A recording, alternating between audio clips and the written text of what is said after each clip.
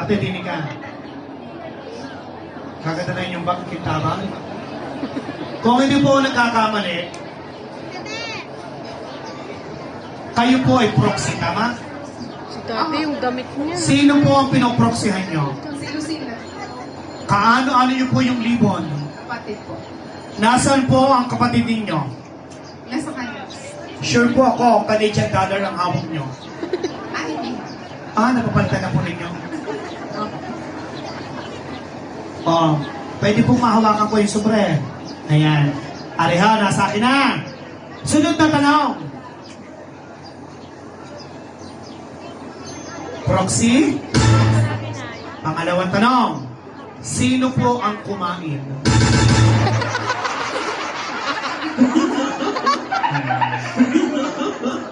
Ninong, pangatlong tanong.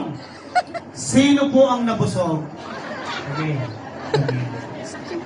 Ibig sabihin, bilang isang teacher sa isang presentation of lesson, bago po tayo magtapos, lagi may conclusion, di ba? Ang conclusion ko din ma'am, proxy, sila ang kumain, sila nabusog, pag-aray kulang, sila magdadagdag. Aray ko. Ina, bibilangin ko na po aray, ang ultimate from Canada with love. Ano? 1. Sino po taga-Romblon sa inyo? Kayo po sir. Taga dito pa sa San Carlos. 1, 2, 3, 4, 5, 6, 7, 8, 9, 10. Dami rin na rin. Pwede din nakakapatulog rin po kakalitin yung pira. 11, 12, 13, 14, 15, 16, 17, 18, 19, 20, 21, 22, 23, 24, 25, 26, 27, 28, 29, 30.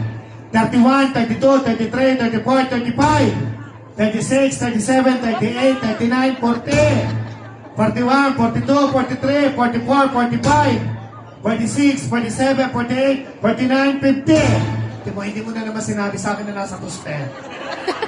Bago kayo sasabihin nyo sa akin, si Sir Gay sa mga supplier, may tinitingnan, may tinititigan. Binibigyan ko ng tip yung mga bata-bata, ay natural, mas bata sa inyo. Mas may hitsura. Aray ko. Baka namin 50 naman! 50! 51, 52, 53, 54, 55. 56, 57,